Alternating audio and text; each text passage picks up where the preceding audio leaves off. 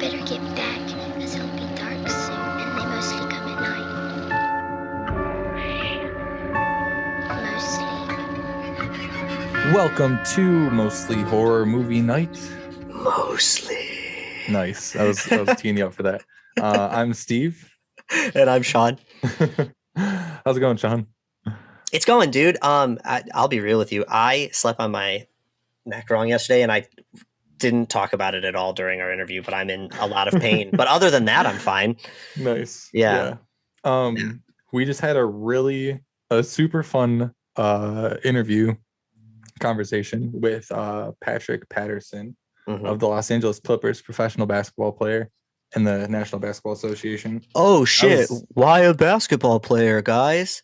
Because it's because I'm a huge fan of basketball, and because we want to get people on this podcast that aren't in the horror genre, exactly, and are also fans. And I think our conversation really shows how much fun it is to talk to someone who wasn't just shooting a horror film or didn't write a horror film or whatever, that just loves horror and actually have a conversation about it. Because that was a great conversation. Yeah, I want to stress. In fact, I'm going to say it to if you're listening to the beginning of this and you're worried that you might not be that interested, because I know that sometimes, like when I'm on a podcast, I see someone that doesn't seem like they pertain to why I'm there. I might skip over it. Don't. Like, this was a great conversation, and we talked about a ton of interesting stuff. Also, we've been making a lot of assumptions that like the people listening aren't going to be horror fans. Aren't going to be basketball fans. We don't know that. They could be the biggest basketball fans and horror fans out there.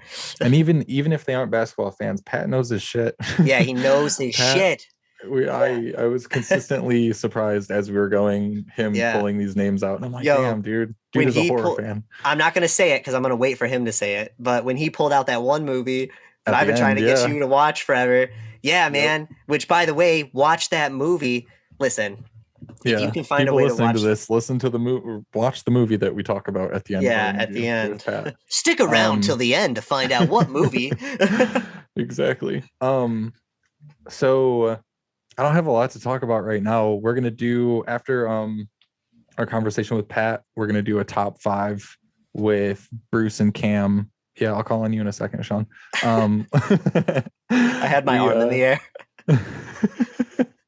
I forget that people aren't always watching. Yeah. We're going to do a top 5 with Bruce and Cam of our top 5 horror stills, I guess, like visual moments in horror movies, which I think will be really fun. What did you have your hand up in the air for a reason or not? Yes, I 100% did. So I have a thing to talk about really quick that I just at least want to mention. I sent it to you, but did you see that Netflix is doing a 3-movie, I don't know what to call it, but they're making 3 Fear Street movies that are going to come out this summer. Yeah. Like the R.L. Stein's Fear Street. I was about to ask, how much do you know about Fear Street? I don't know a ton. Yeah. I also don't know a ton. But. Yeah, I know of Fear Street, and I thought that he was writing Fear Street before he was writing Goosebumps. Yes. But that is something I'm not super aware of. But that's cool. Yeah. I mean, especially if it's, the Goosebumps series, while it's fun, is fun because it's nostalgic and the episodes they're fun. But I think it's cool to get that like new age revamp of an R.L. Stein story. Yeah. Well, also, so Fear Street is very different than Goosebumps in the sense that Goosebumps is for kids and is campy, and Fear Street is like horror. It's a teenage. It's much thicker novels. Not that they're like crazy thick or anything, but it was horror, and I'm pretty sure that it started like 89 or something. So it was a few years before Goosebumps and stuff too. So they're doing a 3-part series, or a 3-episode series, basically. No, it's 3 movies. They're doing 3. Yes, yeah. Okay. So I'm curious as to I really hope that they don't just like pass it off as some. I hope that they're not. Yeah, like it. I wonder who's attached to it. I can't find a ton of it. Or a ton about it yet. In terms of details. It looks like Jillian Jacobs from Community's on it. Britta. Oh, well, there you go. That's cool. Heck yeah. Interesting. And it's being directed by someone that I don't know. So here's my thing. and this is where I get kind of concerned or worried whenever. Really quick, it's being directed by a girl that she did 2 episodes of the Scream TV series. Oh, So interesting. that's pretty cool. Yeah, So, I still go need to. ahead. I only saw like episode 1 of that. I eventually want to watch all of it. But so whenever a new show or something that's coming out wants to touch on or like revamp something from the past, it's always like a throw up in the air. Like, who are they trying to appeal to? Their old audience? Like, are they trying to appeal to Fear Street fans, which are going to be people that are in their 30s? Or are they trying to revamp Fear Street for like younger people? Because to me, and I understand that sometimes you're trying to get the younger audience, but with Fear Street, I don't think that R.L. Stine is still writing. I mean, maybe I'm wrong, but I don't think he's still writing Fear Street books. And Fear Street books have a very 80s and early 90s feel. I don't necessarily think that just making 3 movies is going to bring attention to it. So why not appeal to the audience that already loves them? You know what I mean? Like, that's what I want. I don't think that's what's gonna actually. I don't really know. I doubt it. I doubt that that's what'll happen. I'm sure that they're Yeah. going to make it, because it's like the new Are You Afraid of the Dark is made for kids. Yes. Yeah, like which I still haven't seen that movie. Did you watch it? Yeah. I need to watch it. It's not a movie. It's a series. I thought it was just a movie. No. I think they're on season 2, and it's Are You Afraid of the Dark? Get the fuck out. Do you know what I learned? What? Remember we were talking about Jay Baruchel, and I was trying to remind you of who he was. Yeah. He was in the end. This is the end. Yeah. And whatever. He was in like 2 or 3 episodes of Are You Afraid of the Dark? Because he's Canadian. Shit. Yeah. Nice. 100%. That's almost as cool to me as Ryan Gosling being Ryan Gosling. Yeah. And Goosebumps. Which and also I just want to say it since we talked about that, but Hannibal end of season 2, season 3. You know the sister of the crazy guy, Funny Games? Yeah, she's also in it. She's American Mary. Have you seen American Mary? No. At this point, this whole episode is just throwing out references. We're just saying names. But you should see American Mary. I just looked her up for a reason, though. She plays Margot in Hannibal.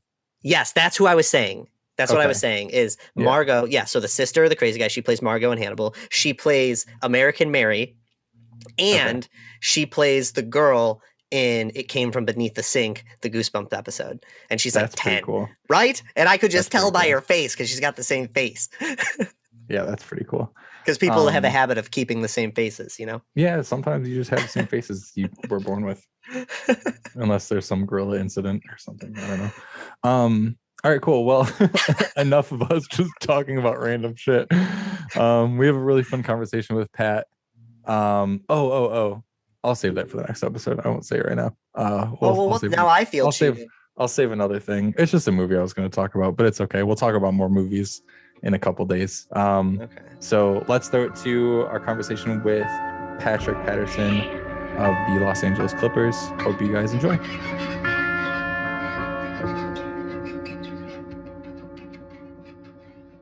All right, we are here with Patrick Patterson of the Los Angeles Clippers. Patrick was a 3-time West Virginia state champion in high school basketball, a McDonald's All-American, played for Kentucky in college, a 2-time first-team All-SEC, which is really good if you don't know anything about basketball. Also was on the All-Defensive team and has been an NBA pro for, 10 or 11 years now? It's 11 years. 11th year? That's awesome, man. Like I told you before, I'm a huge basketball fan, as you can tell. All the people listening probably won't understand anything that I just said, but it's fine. It's fine for me. But yeah, we appreciate you hopping on with us. The first thing I want to talk about, because the cool thing about the NBA is a lot of players like all have their niches. Like one player will like wine and another player will like something else. And everything I've read about you, you're a huge movie buff, which is awesome. Yeah. Can you really quick, I read a cool story where something happened while you were watching the previews of a movie with your mom and you didn't tell her about it. Can you tell that story? Because I think it's really cool. Yeah, quick story. This happened, I forgot the year. It might have been like 2013, somewhere in that range, maybe. Yeah, 2013 maybe. So my mother and I, we were in Sacramento going to the movie theater. And en route to the movie theater, I'm getting these text messages from my agent, basically telling me I've been traded from Sacramento to Toronto. And then my phone just starts exploding with phone calls, DMs on social media, text messages from friends and random people. And I put my phone on silent and I just ignore it. And then my mother and I just walk into this movie and we're sitting down, and I wanted to enjoy a movie. I wanted to enjoy this time, with my mom, because she literally had just flown out to Sacramento, and we went to dinner the night before, and she was there for a short period of time. So I just wanted her to just focus on what was going on. And meanwhile, at the same time, her phone is blowing up and she's not really paying attention or saying anything. And then the movie ends, and then we walk out, and then she looks at her phone and she goes like, "Did you just get traded?" And I was like, "Yeah, I got traded before the movie. I wanted to tell you, but I wanted to enjoy this movie." And she started laughing. She goes like, "We could have went home. We could have went back. We didn't have to go see a movie. We didn't have to do all that." I'm like, had I told you beforehand, that's exactly what you would have wanted to do. But I just wanted to spend this time and actually see this movie. Yeah. I think it might have been like a Hunger Games movie with Jennifer Lawrence. I'm not sure, but I want to say it was probably one of the Hunger Games. But yeah, just keeping the secret from the moms. Literally 5 minutes before the movie starts, I get traded. It was crazy. That's so cool. Jeez. That's how you know you're a big movie fan, because it's like it's a sacred space. Yeah. You know what I mean? Like the theater is sacred, and like enjoying that movie. We can awesome. Deal with all the other stuff afterwards. Yeah, 2 hours, it's still going to be there. Like, we can deal with that exactly. later on. I'll go to Canada tomorrow. Exactly. Yeah, we'll just focus on that. So I'm really curious. Like Steve was saying, one of the big ideas with our show is bringing on people that you don't really associate with horror immediately. Because horror podcast, there's a handful of them out there, and usually all the guests on them are going to be people that are in the genre. But one of my favorite things about being a horror fan is meeting other horror fans and learning what their favorite movies are and what got them into it. So do you have you always been into horror, or was there like a specific turning point for you? Because I know that I have like one movie that changed, I went from being the scared kid to being obsessed with horror in one film. So I'm curious if you have a moment or movie that did that for you. It's kind of embarrassing because it's not a movie per se. So I'm not sure how old I was, but I was home alone in the basement, watching music videos on TV. And I'm just sitting there, a little kid, cross-legged, like 2 inches away from the screen, ruining my eyes in the dark. And Michael Jackson Thriller music video pops on the screen. And I'm like, whoa, what is this? Like, wow, this is so cool. And then next thing you know, he turns into the werewolf. Little taken back, caught off guard, but I'm still watching. And then next thing you know, they're dancing in the street, and then this creepy voice comes on, and then zombies start appearing out of everywhere. The sewers, the ground, the cemeteries, around the corners, behind buildings. And then next thing I know, I'm hiding behind the couch, peeking around the corner, popping my head back behind the couch, just completely scared out of my mind. But I finish it, and then the next music video pops on. So ever since that moment as a kid, even now as a grown man, as an adult, I feel like I've been searching for that like scared feeling, and I've been watching horror movies ever since. Before I got married and brought my wife into this world, I used to watch a horror movie every night before bed. So nice. Whether it was on Netflix, Hulu, Amazon, HBO Max, buying a movie, I would always watch a horror movie before bed. My friends, my family knew about it, and they're like, is something wrong with you? There has to be some type of issue in your mind that makes you want to sit alone in the dark at midnight, home alone, and want to watch a horror movie literally before you go to bed. So I did that for the longest time, and my wife, she's not down with that. So we have to watch something funny before bed. I've tried multiple times, but yeah, that's how it started as a kid. A Michael Jackson Thriller music video, and then ever since then, it's like I've just been trying to find that feeling of being terrified, all over again. Yes. That's awesome. I know that that's kind of the same thing that in our first episode, we kind of talked about that. Like that's something that we all try to do. Like anytime I see something that I'm like, oh, I think that's going to affect me, I like want to see it instantly. Yeah. Yes. Yeah. Have you had something recently that did that to you? Not to that magnitude, but the recent movies would be like Hereditary. I think did a phenomenal job, and I got the poster right there. Yeah, it definitely got me in that position where I'm like, okay, like starting to get a little scared, starting to get a little worrisome, and didn't cover my eyes at all, but like it almost got me back to that place as a kid. But I would say that's probably like the closest, of recent years, Hereditary. Oh yeah. What were you gonna say, Sean? That's I was just gonna say I think that's a common theme, with horror fans is sort of chasing that high of your scares when you were a kid. I tell people all the time I'm constantly and of something that made me feel the way that Halloween made me feel when I was watching AMC Fear Fridays at 10 years old. Yeah. And also I love that it was Thriller. Like that is fantastic. I think you're the first person I've ever met who's like Thriller. That's what got me. Yeah, of all things, music video. That's so good, and that's so you good. Can though. Just dance to it. It's fine. It's not a big deal. Exactly. It's a classic. Yeah. So one thing that I read about you had a quote, not to pull a quote from an interview, but you said, I started falling in love with the blood and the guts and just all that stuff. I'm a gore fanatic, so the gorier the better. Is that still true? Are you still into like really gory stuff? I would say now it's more storyline. Okay, cool. And we'll say like the whole early 2000s phase with like Eli Roth and the Saws and all that. I think that's really when I got into like the gore and the torture and the blood. And I'm like, ooh, like give me more. Like I'm fascinated. Like, I'm hungry for it. You know? Yeah. So I guess during like the early 2000s to like the mid 2000s, I was like the whole gore and blood. But now more per se, it's like the storyline, the characters. Like it's got to be believable. I got to see it in their eyes and the face to make me think that like, hey, this could actually be real. But yeah, there was a phase where I'm like, more blood, the better. Yeah, that makes sense, and that's exactly when that was happening too. Like the Saw, the like torture porn, that sort of stuff was like huge. I'm pretty sure that Saw literally kicked off a movement of, torture porn, basically for like 5 or 6 years there. And like Hostel and things followed shortly after. So I think everyone was kind of on a kick. Yeah. What was your favorite Saw? Do you know out of like the 7, if you saw? The original, like the twist at the end.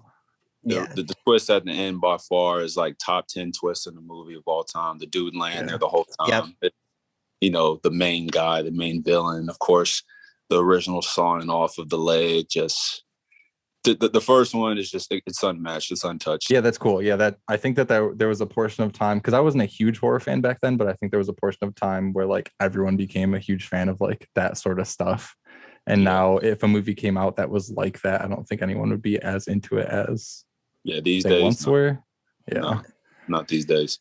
Well, so I think Saw is interesting. Like Hostel is a perfect example of like pure gore porn, just gore for gore's sake. There's not really any story, nothing going on. Saw, though, I mean, Lee Wannell is a genius. Saw was, at least at the beginning, like the first few movies, there was a very cohesive story happening there. It was just tied together with that gore. But I think that most people that really loved it were just getting a kick out of the gore. And so that's why that was the train that was focused on.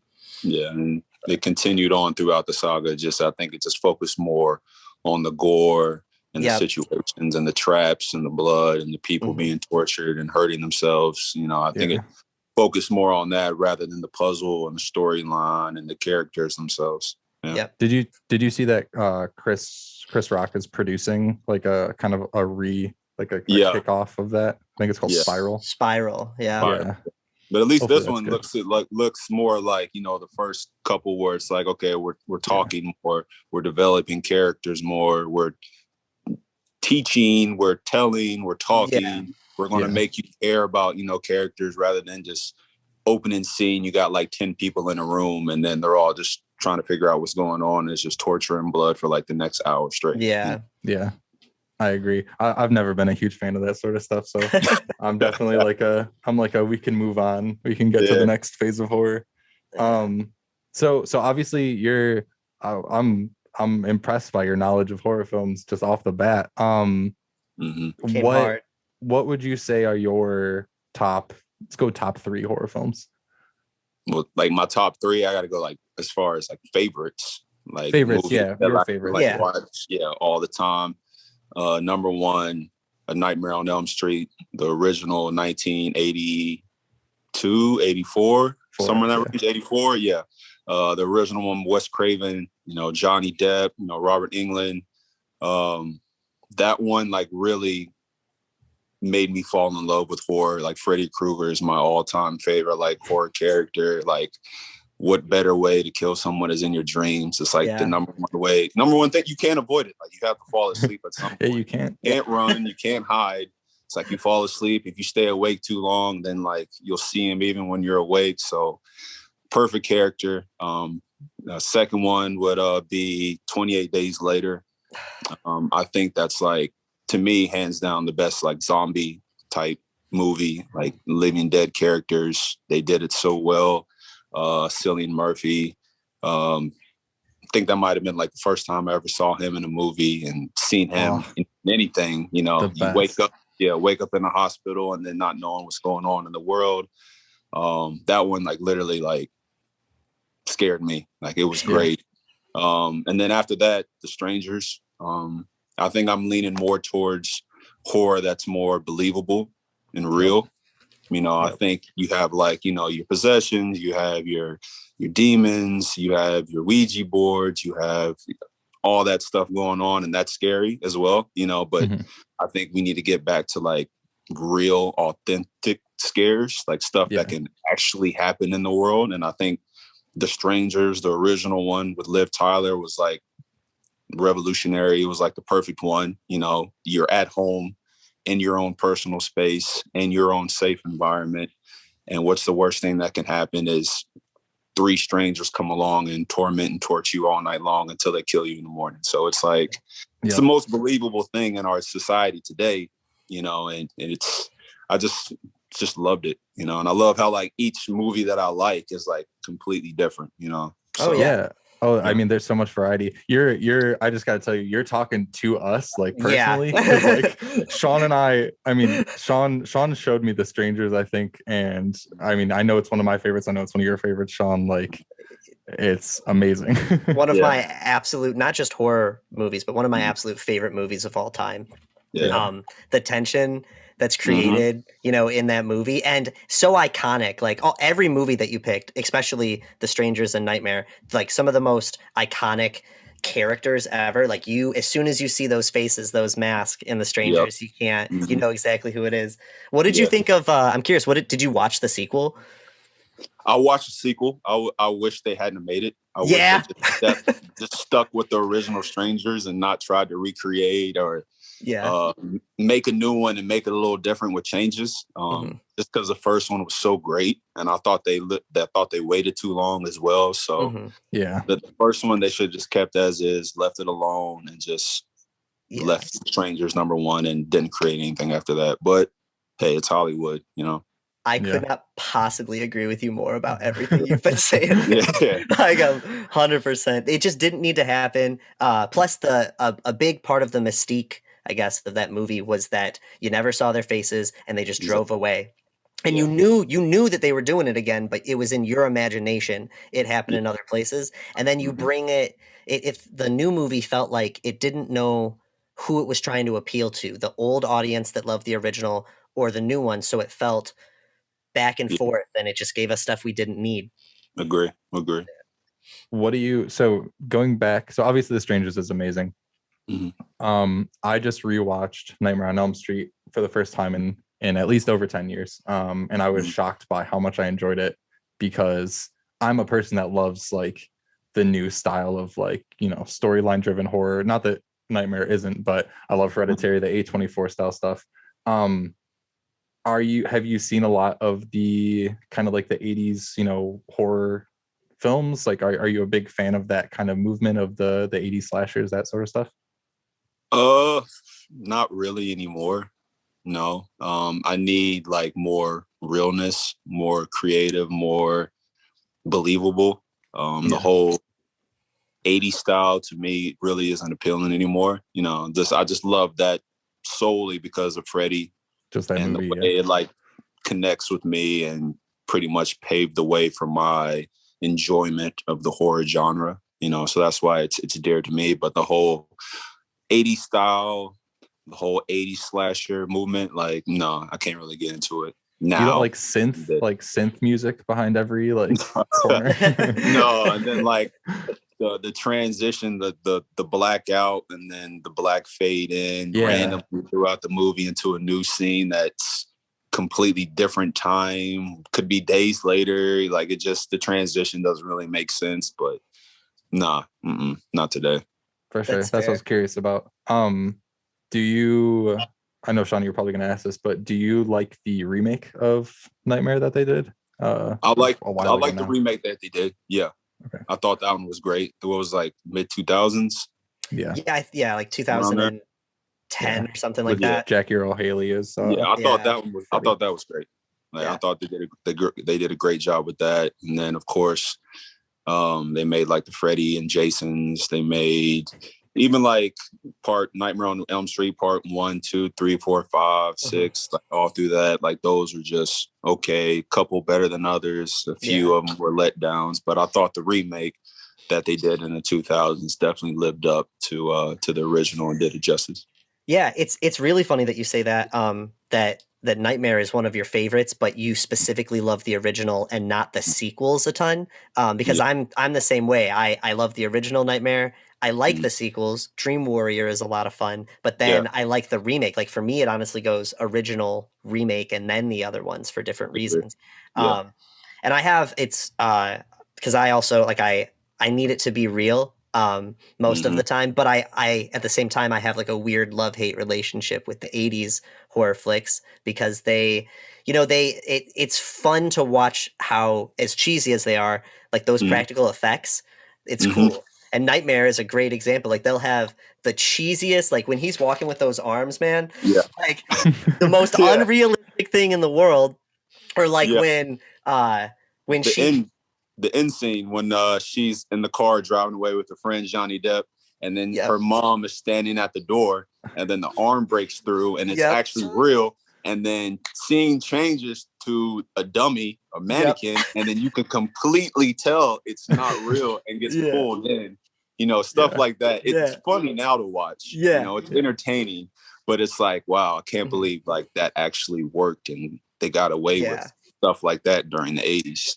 I think that they get away with it in Nightmare because they had it next to some of the coolest, like when what's the character's name when she's on the ceiling? Tina. When Tina's on the ceiling, that's just such a cool, like in your face and still to this day scary scene. Freaked me out a couple days ago. Yeah, it makes you forget about Freddy just cutting off his fingers, just for just for hell. Yeah. Just because. That's great. So we've talked on a couple of subgenres in the horror scheme. Are there any ones that we haven't touched on that you're a fan of? Like, do you like found footage? Do you like I know that you said that you didn't say you're not a huge fan, but like, do you like the ghost stories and paranormals and that sort of stuff? I do like the ghost stories. I appreciate those. They're entertaining. I think James Wan and all of them, they do a great job of appealing to people now. Like the whole Insidious, the Conjuring, the Annabelle, stuff like that. It's scary. Like it's definitely scary. It has its jumps. He does well with playing in the dark, around the corners, in the background, the music, the noises. He does well with that. And I enjoy those. They're fun, but it's not like my favorite. I still need storyline, characters believable. The Conjuring 2, I thought was great. I thought it was better than the first one.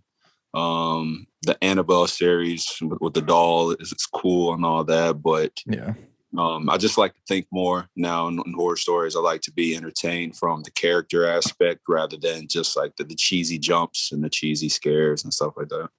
Have you seen Saint Maud? Saint Maud. Have you heard of Saint Maud? I've heard Okay. of it, but I don't think I've seen that yet.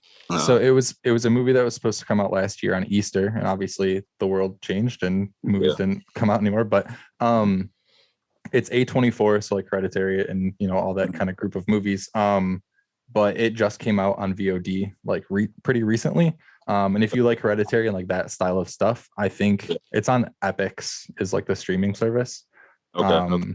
And it's great. I just saw it in a theater in upstate New York not too long ago, but it's good. I think it's kind of right up your alley. If that's the type of stuff that you're looking for, it's really cool. Oh wait, hold on. Y'all going to theaters? So not y'all going really. to the movie theaters over there? I mean, all right. So here's my thing, right? I live in New York City. Theaters have been closed and they're opening here soon. We will go to Jersey or we'll go to like an hour away in upstate New York.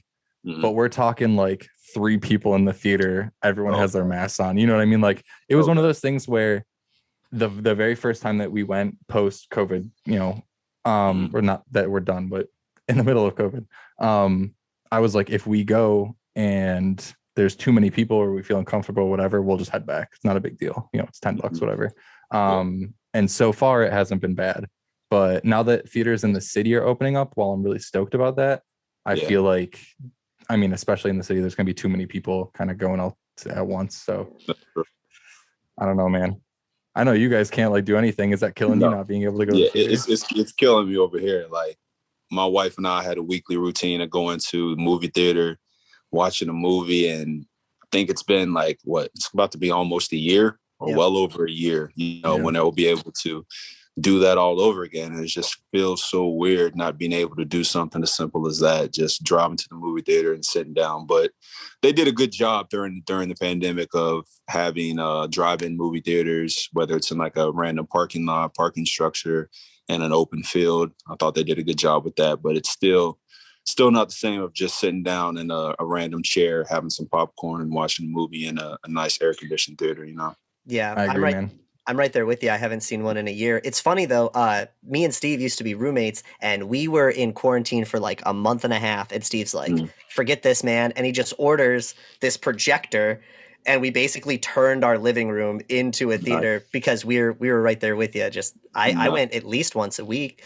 And it's just crazy to think that I haven't been to a movie. Tough. Well, especially with you, like city and state hopping, you can go see movies on when you're going to different states and stuff, and now you just gotta sit in a hotel. Yeah. Now we gotta sit in the hotel room and depend on Netflix and all that stuff now. Just lay in bed, sit in a chair, and just watch in the hotel. Can't leave.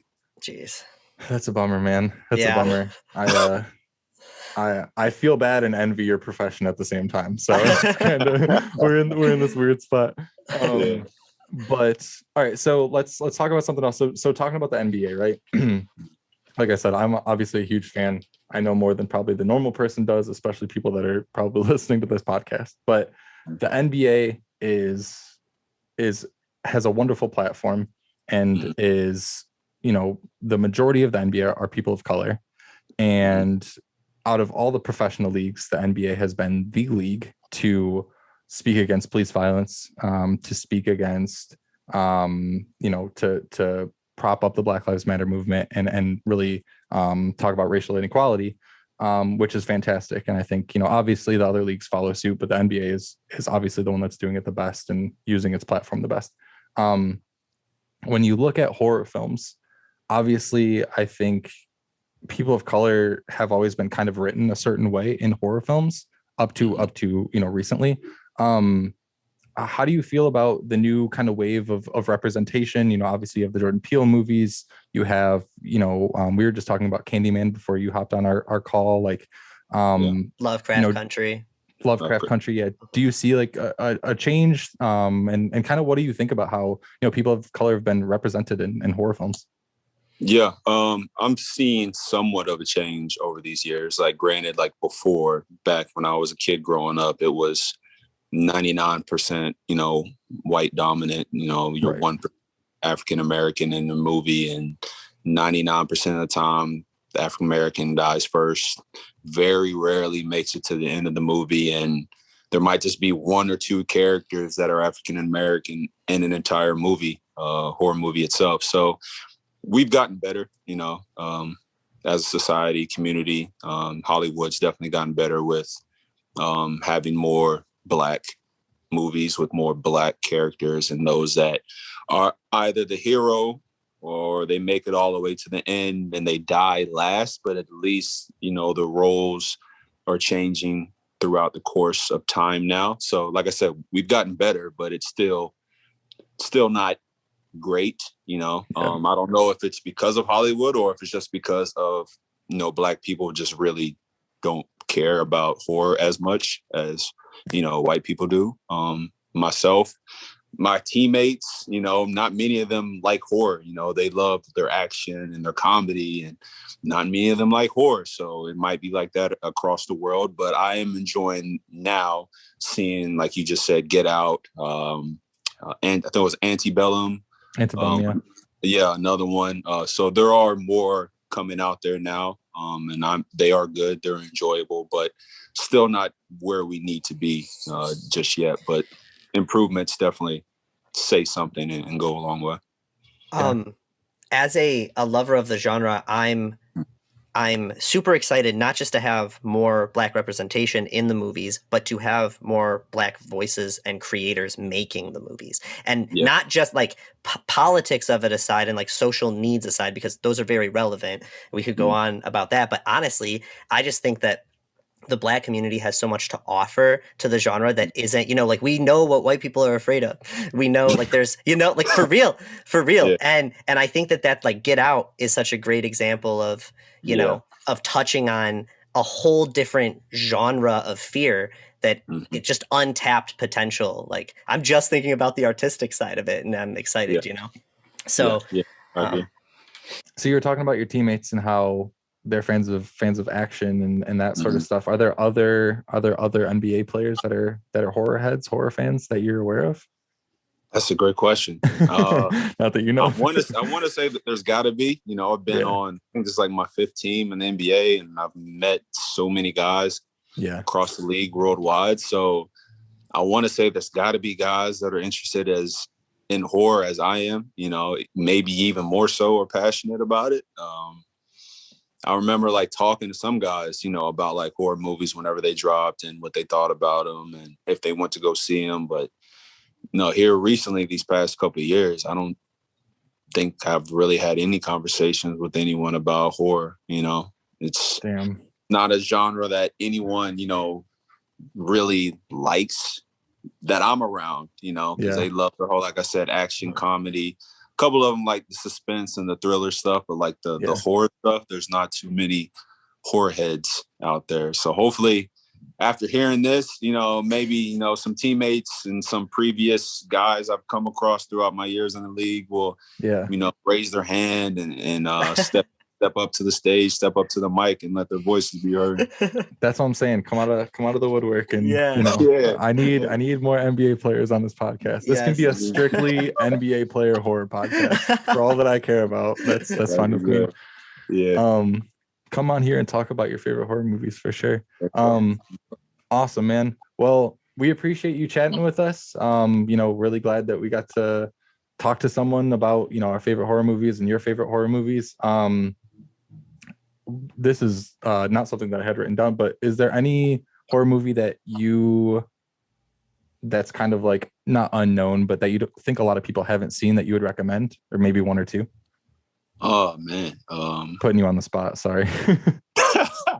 Well, if they're listening to this podcast, I feel like they should seen everyone that we talk about, but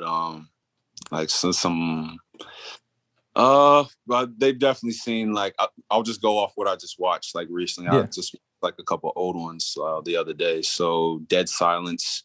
I watched that like 3 days ago. Sean loves that song. I love that movie. Love Dead Silence. Yes. So I watched that 3 days ago, and then what was the other one? Come on, Pat. It was supposed to be in Antarctica or something like that, and they find the alien. The Thing. The Thing. Yes. The Thing. Yeah. Man, I don't know why I just blanked out. Yeah. So I rewatched The Thing the other day. So the original one. So like if people haven't seen the original The Thing, or Sean's favorite movie. Well, one of Sean's, Yeah. good movies. Yeah, check those out. Check those out. Yeah. Dead Silence and The Thing. Nice. Those are good recommendations because I know that Sean always talks about Dead Silence as like an unknown movie. Not unknown, but like a smaller one. I've been trying to get him to watch it forever. Yeah. It's funny. You've never seen it? No, I gotta. It's so good. I'm new to the horror genre as of like 5 or 6 years. So I've watched a ton, and I watch. Yeah, Hereditary set it off for me, but I watch movies all the time. Like I watch almost a movie a day, and I'm stacking horror movies right now. But I gotta watch. Maybe I'll watch it tonight. I'll watch Dead Silence. You gotta watch tonight. Gotta watch Dead Silence. Yeah. I got Patrick. Patrick, I got one for you. Have you seen Vile? Have you ever heard of Vile? I have not seen Vile. Highly recommend you check out Vile. Vile. Okay. Yeah, you're gonna at a point you might think it's kind of gore porny, but it's not. Like I promise there's story. Just give it a chance. I feel like you'll like it. Yeah. Is that on Epics or? I actually don't. I was gonna say I can check real quick and see where it's streaming. I know it used to be on Netflix, but that was like 2 years ago. It's called Vile, Sean. Yeah. Yep. It's on Prime Video.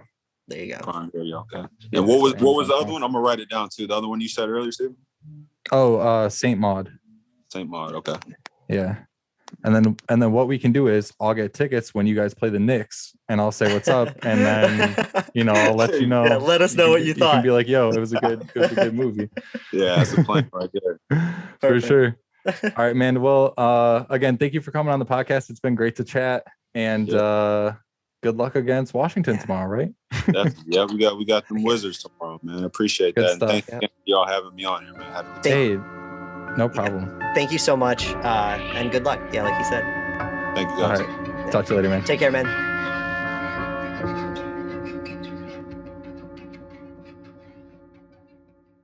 All right, we're here with our friends Bruce and Cam. Hello. And I don't know where they are. They're somewhere. They're somewhere in the vicinity of the square on the screen, in this audio space that you're listening to. What's up, guys? Nothing, man. For the sake of this podcast, we just got done talking to Patrick Patterson, who's a professional basketball player for the LA Clippers. Nice. Yeah. I got it. In real life, we just finished our interview with Tim Jacobus. Which was really fun. I'm geeking out, but I should probably wait till. Well, no, because this is the outro. I'm gonna geek out real quick. Yeah. Can I tell you guys this will lead up to the interview. About if you watch, because this is episode 5 that we're recording right now, right? Okay. Yes. Okay. So next week we're gonna have Tim Jacobus on, and during that interview, about halfway through, I noticed that I had something in my teeth, or at least I thought I did. I think now it might be my mustache, but I panicked, and I literally spent the rest of the episode trying to get some shit out of my teeth, but without being obvious. But if you watch the YouTube of the episode, you can watch me notice it, and then throughout the rest of the episode, just sit there like it'll be a mix of while he's talking, I'm doing like this, and then a lot of that trying to get what I was like. Is it kale? I had a sandwich earlier. That'll be a fun game to play. Damn, I was gonna say something else. Oh yeah, these are recorded in 720p, so I don't think anyone's gonna notice your stuff in your teeth, Sean. I hope so.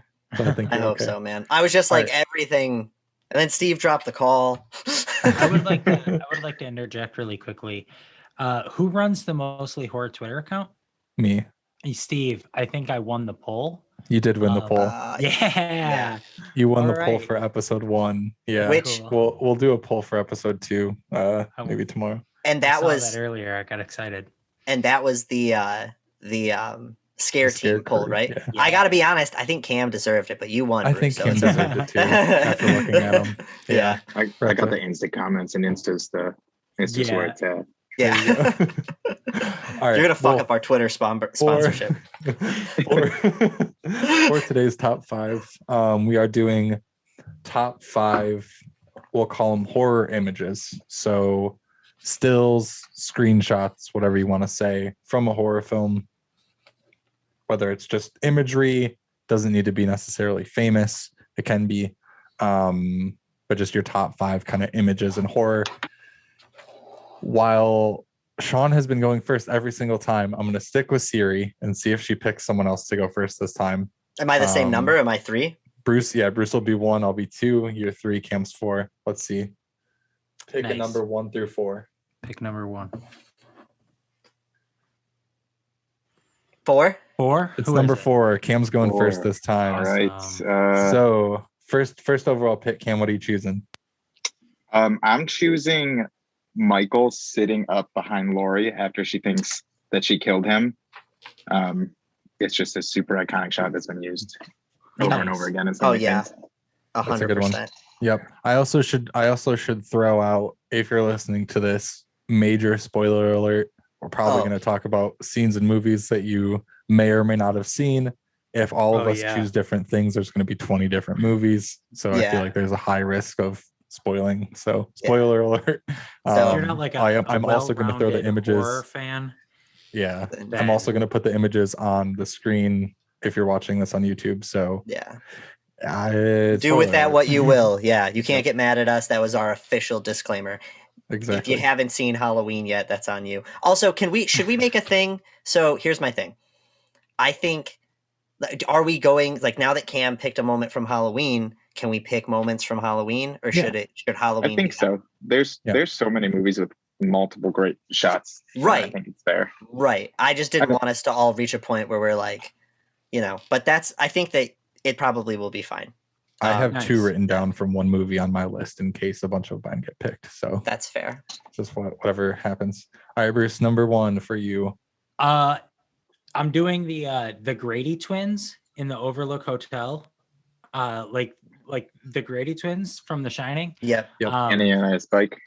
Yeah, and like the face, just like the sequence of shots, but more importantly, the twins standing there in the number 1 overall. Yeah, the shot it's like from behind Danny on his bike, and there's the twins, right? Is that what you're talking about? I was about to say, is it that, or is it the post chop 'em ups? No, the 2 standing there. But post chop 'em ups is cool. If I could have picked just chop 'em ups. if I could have picked a GIF or a boomerang, I'd have picked that whole 5 seconds of sequence. I think that the thing I thought was whatever is just my mustache, but the way it was hanging, I was very worried because it was like this, and I would look and I would see like a black spot, and I was like, "Is that Cam?" The hangover. Would you like brush? Yeah, could you come get this for me? No, look at me, a natural. Be a good top, roommate. Dude. What else do you need? I got props.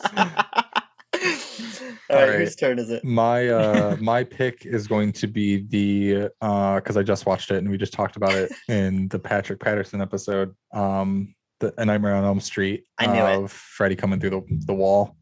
Coming through the wall. Cool. Okay. Coming through the wall. Yes, that's mine. Well, not him coming out, but him. The face, the shape of the face. The pushing.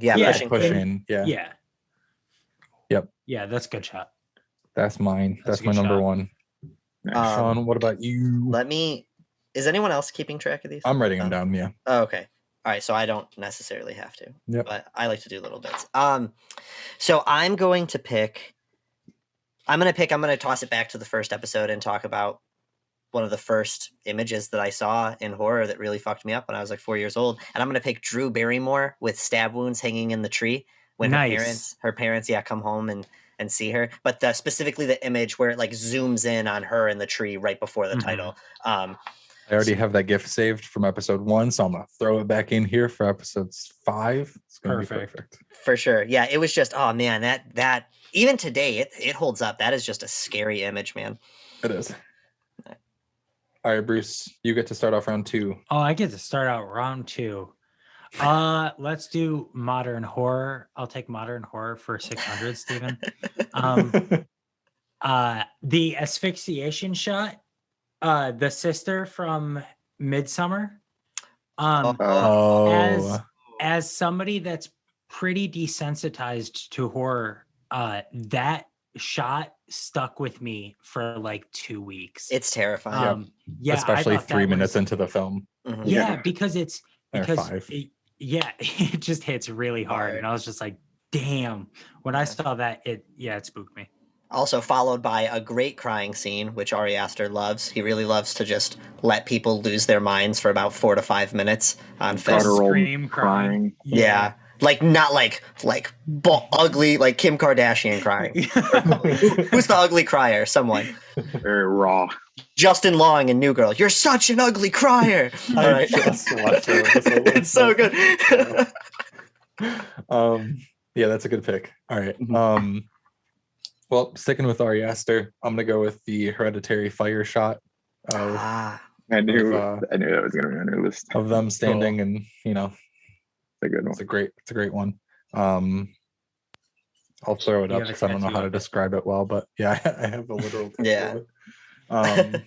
I love that one. God, that's another one where Well, because that's another the I almost chose Toni Collette when she like gets zapped, kind of it's like just her face and she just goes yeah. and, like everything drains from her. I love Yeah. that too. But Damn, I want to watch that soon. it's Hereditary. so good. Let's do it It's so soon. good. Okay.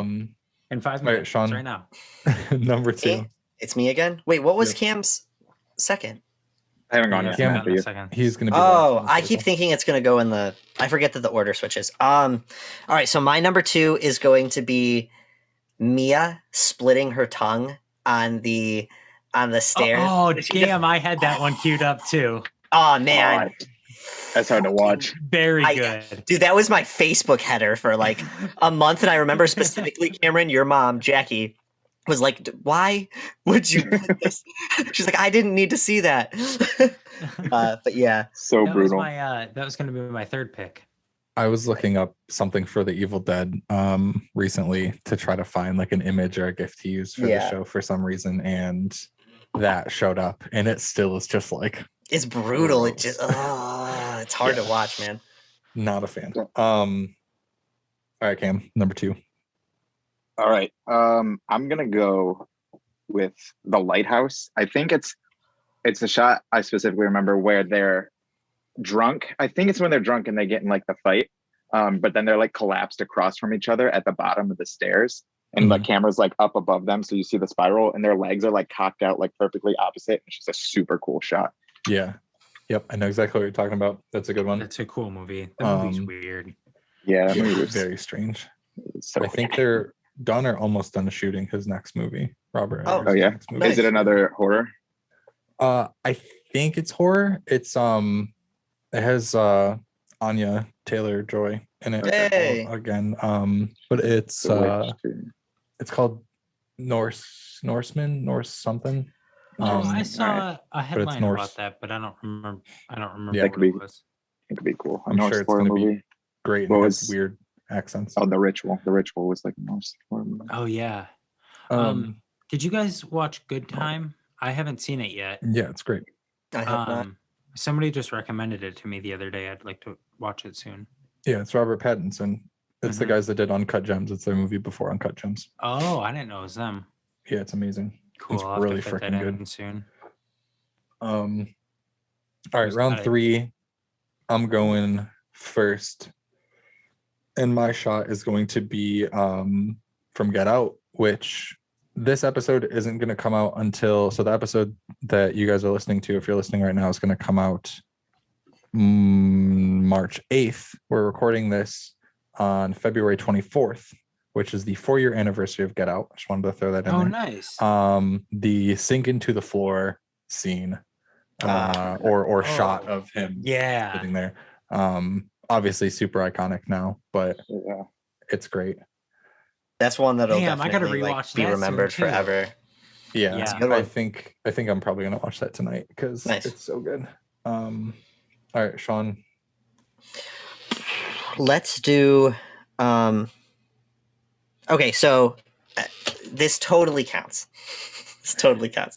But I want to do the pretty much straightforward like shot of Pale Man sitting at the table with the feast in front of him. Cameron, did I get Okay. you? I have 6 of them bolded out on my list of a ton that I wanted to use, and that's one of the 6. Yeah, I was about to say just Damn. Pale Man when he's just straightforward when when she walks in, and yeah, there's just the whole feast in front of him, and he's just at the back. It's like Frozen. Yeah. Yep. It's a good one. That was a good one. All right, Cam. Now that he stole that from you, what's number 3? Let's see. What should I go with? I think I'm gonna go with the scanner's head explosion. Yo. Nice. Yes. Yeah, Nice. just because it's so brutal. Yeah, you could really just pause that at any point during that explosion, and you got a great shot. Any still from that Yeah. 2 seconds of explosion. I watched that for the first time last October. Great scanners. Nice. Mm-hmm. It's Nice. pretty crazy. Cronenberg, right? Yeah. All right, Bruce. Number 3. If Sean can do Pale Man, then I'm picking the specific shot when Edgar the Bug from Men in Black is ripping his skin off, and he's peeling his face off, and his face is just like melted and decayed, and he's like, yeah, that shot's hard. Scared the jeebies out of me when I was a kid. I'll give it to you. Yeah, It's we'll not a count it horror for movie, shock though. factor. Yeah. All right. I'd say if you're not gonna pick a horror movie, then you got to pick a really fucking horrific scene. And that's a cool shot. Mhm. It's a cockroach pulling decaying human skin off its face. You Yeah. could rework that into a death metal cover. You could make a series out of that in itself. That's like 2 Yeah. grindcore bands. All right. Let's just start a grindcore band called Edgar, and just like if you get it, you get it. You know I'm in. Yeah. All right, Sean, it would be your turn now for round number 4. Let's do. All right, I'm gonna do Liv Tyler standing in the kitchen with. Did I get you again, Cameron? No, it's on my list, but Oh, I haven't for sure decided on that yet. Liv Tyler standing in the kitchen. She's looking like out the window, I think, and the scarecrow mask guy, the bag mask guy. I don't Yeah, know exactly what potato they call sack. him. Potato sack. Yeah, he is just. It's just you can kind of see his head and figure standing in the background. That movie's creepy, man. I Yeah, it fucking. is. That movie We is also so just talked good. about it this episode. Yeah. Well, the episode with Pat Nice. Did I even say the name from The Strangers? Yeah. from The Strangers. But yeah. But yeah, obviously terrifying, and it just really creates that like but she don't know. Yeah, so much tension. Okay. All right, Cam, number 4. Oh, I start? Okay. All right, we're gonna go with Jaws, the scene in Jaws where he's throwing the chum and Bruce, the big ass shark, comes up on the boat behind him. Wait. Cameron does it. You're saying for number 4? Yeah. Cameron didn't start number 4. I have 4. You started 4, I was wrong. Oh, got you. Yeah. Okay. Yeah. Okay, cool. But I'm But, sorry, say like- it again. You said the Jaws moment? Jaws, yeah, where he's throwing the chum behind him and Yep. the shark comes up. Yep. That's a good shot. We're gonna need a bigger boat. Doll, black eyes, doll's eyes. All right, Bruce, number 4. I'm doing the family tree shot from Sinister. Ooh. Because if that part doesn't chill your spine, then I think you might be a sociopath. That part is definitely. creepy. Yeah. Just the tree crack. Yep. Yeah. And they just Ugh. yeah, Yeah. that's what I'm saying, man. Yeah, that one It's definitely creepy. messes with me. I need to re-up on Sinister too. All right, I definitely have a style, but I'm going with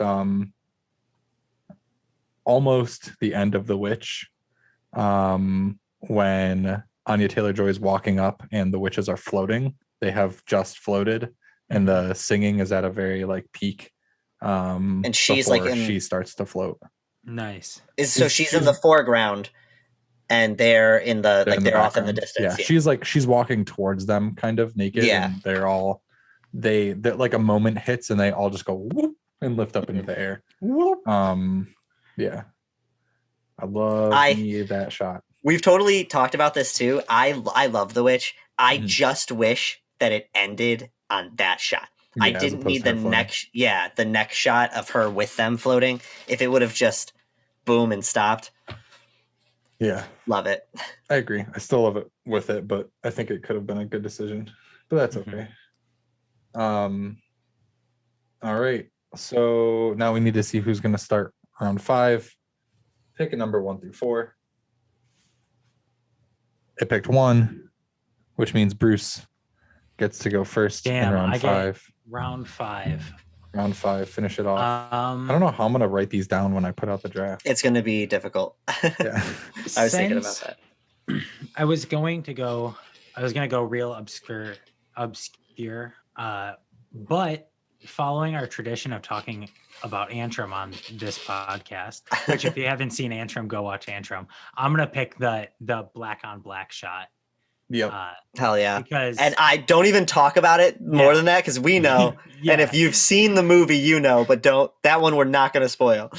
I watched it since we last recorded, and that shot is intense. It's intense. It's wild. We were all just sitting in the living room like, Yeah. do we Just talk? Do we waiting say for it something? to end. Yeah. Yeah, it was so unsettling. Yep. 100%. And that was another one that I saw for like 3 or 4 days after the fact. Yeah. Stupidly unsettling. All right, and then my last one is going to be mine's kind of strange and definitely not an iconic one, but near the end of The Mist. Have you guys all seen The Mist? Ooh, of course. Not since middle school. All right, well, they are driving away in their Jeep. Have you seen it, Kim? Yeah. Oh, Yeah.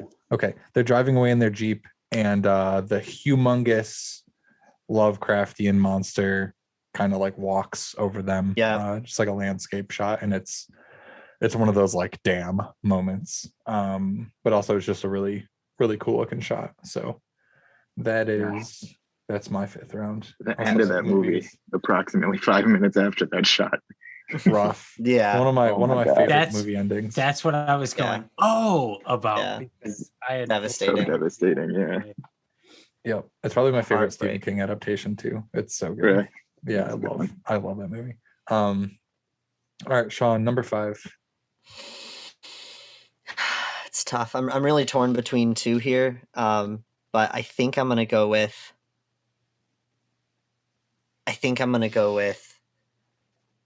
Rainn Wilson as Fishboy in in House of a Wow. Thousand Corpses. That was Yeah, also your Facebook header for a while, wasn't it? I think so. I think you're absolutely right. Wow, But I yeah, forgot you know he what was I'm even talking in that about? movie. Yeah, dude. I literally forgot 100% about that. Maybe I he was like, lives next door to you. I was like, Um, Rainn Wilson in what yeah. movie? But yeah. Fishboy, man. All right, Cam, ending it off.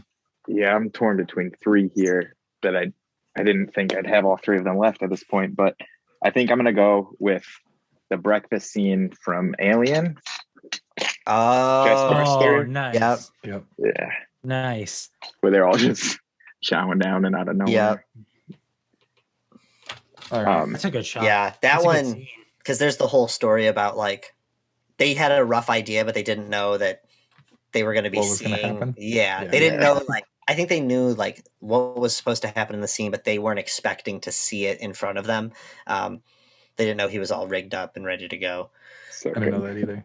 Yeah, Or I didn't know that they didn't know that. That's good. yeah. I didn't know that Um, they didn't know that either.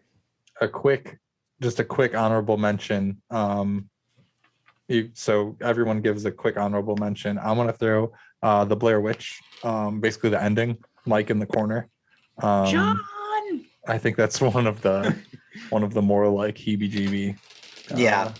shots that I would throw out there. But anyone else have any honorable mention? I mean, I have several, but the one I'm gonna pick is the creeper licking the window, and Yeah, we and talked when they're about on the that too. bus, and Jeepers Creepers too. That's a good shot. That was one of the ones I had on my list, but also that was one of the specific scenes that I was like rooting for. I think last time when we were talking about Jeepers Mhm. Creepers, that monster's cool. It's terrifying. They are redoing. I feel like every time we talk, I talk about a movie that they're redoing, but they're doing another Jeepers Creepers movie. They're doing. Wait, Well, really? wait, are they It was- redoing or they're adding 4? I don't remember. It's got to be a different director. Yeah, there's no way he's doing it. Yeah. I was going to give an honorable mention to the finger shot in Raw when she's sitting on the kitchen floor. Yeah. Because that shit made my stomach curl. Yeah. I seen felt Raw all yet. of my intestines just freak themselves out. Yeah. Kim, you gotta see Raw. I'll send Raw, you like if Yeah. you're listening to this, rent it. if you're listening to this, you have to watch Raw because Highly recommend. the movie's amazing. For an honorable mention, I like Rosemary walking up to see her demon baby. Yeah. Yep, What Yeah, did that's a you good do one. to its eyes? that is a great one. Hell yeah. Well, I don't know what black magic Bruce used to kick me off the second I was going to call him out about his biopic nonsense on Men in Black, but I'm back. Run Yeah. that shit, dude. all right. It's recording. I'll take you down. Well, Hatch drums, This take is- you on. this is gonna be a weird transition, but so I'll put everyone's teams up somehow when this episode comes out. Yeah. And then Cool. otherwise, hope everyone enjoyed this episode. Yeah. I came back to Yeah. say goodbye. Yeah. Sean went lost away for Sean a second, for a but now he's back. Yeah. But all right, thank you guys for Cool. hopping on. Absolutely. Yeah, dude. Yeah. Love Next you. Bye. time. Goodbye. I love you. Goodbye. Back.